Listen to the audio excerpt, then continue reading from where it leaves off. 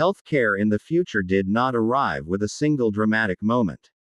There were no flying ambulances filling the skies overnight, no robots replacing doctors in a sudden wave. Instead, it grew quietly, naturally, alongside the generation that would come to understand it best: young people. Ethan Miller woke up to soft sunlight filtering through his bedroom window, adjusted automatically by the home system to match his circadian rhythm. A gentle vibration on his wrist signaled the start of his day. His health band had already finished its morning scan, measuring his heart rate, oxygen levels, sleep quality, and hydration. A calm voice spoke through the device, familiar and reassuring. "Good morning, Ethan. Your vitals are stable. You slept well. Consider drinking a glass of water before breakfast." Ethan stretched and smiled. This was not science fiction to him. This was life. At 17, Ethan had never known a world where healthcare only existed inside hospitals. To him and his friends, health was something woven into daily routines. It was present in the devices they wore, the buildings they studied in, and the systems that quietly watched over them, not to control, but to protect. As he got dressed for school, Ethan glanced at the photo on his desk of his younger sister, Lily. She had been born with a heart condition, one that would have required frequent hospital visits and constant fear just a generation earlier. Now, her condition was monitored in real time by a tiny implant approved by her doctor and overseen by a medical team miles away. If anything changed, alerts would be sent instantly. Lily lived a normal life, running, laughing, dreaming. That was the future Ethan believed in. At school, the hallways buzzed with energy.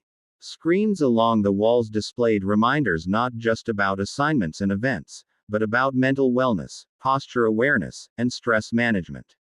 The lighting shifted subtly throughout the day to reduce eye strain and anxiety. Teachers no longer scolded students for needing breaks. Instead, the system encouraged balance.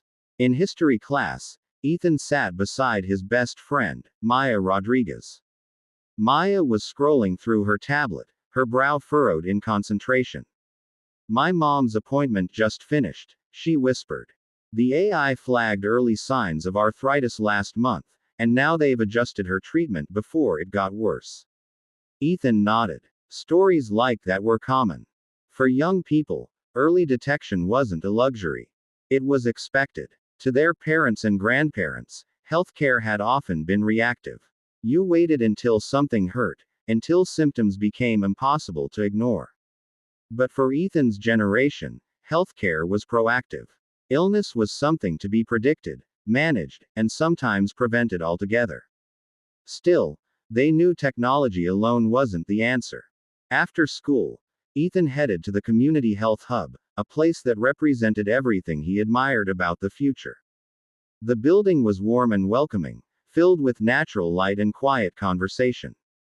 It served people of all ages, blending advanced technology with human care.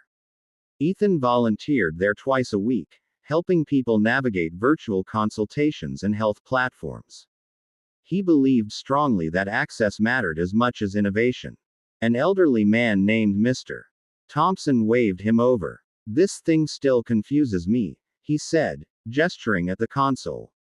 Ethan smiled patiently and helped him connect to his virtual doctor. Within seconds, a life-sized holographic image appeared, clear and lifelike. "Good afternoon, Mr. Thompson," the doctor said warmly. "How are you feeling today?" As the consultation began, Ethan stepped back, feeling a quiet sense of pride. Distance no longer defined care. Geography no longer decided who received help and who did not. But Ethan also knew the system wasn't perfect. That evening, he joined an online youth discussion forum, a digital space where young voices debated the ethics of modern healthcare. The topic that night was data privacy.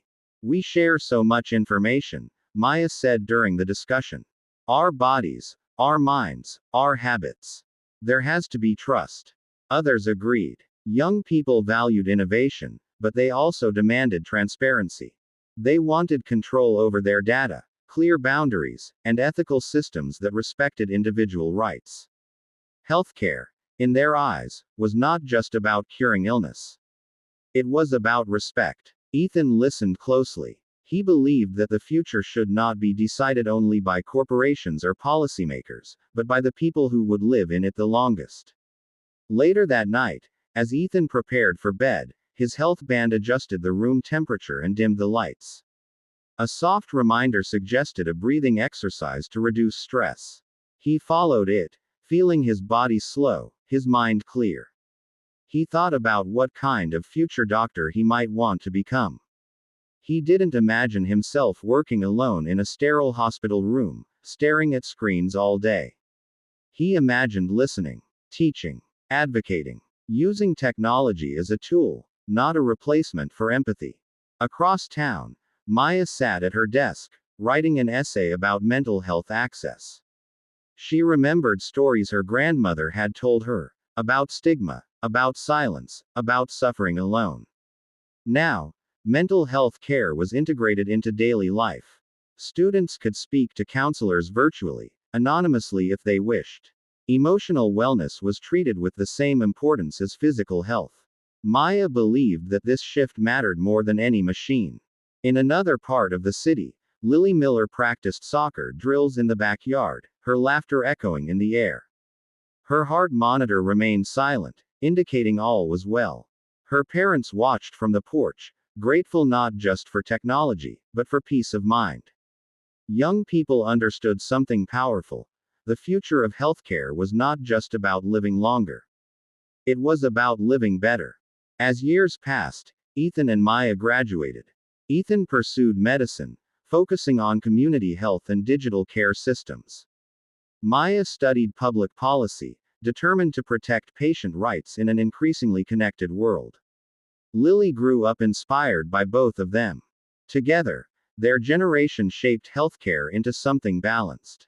Hospitals still existed, but so did home diagnostics. Doctors still led care, but AI assisted with precision. Data was used wisely, guarded carefully.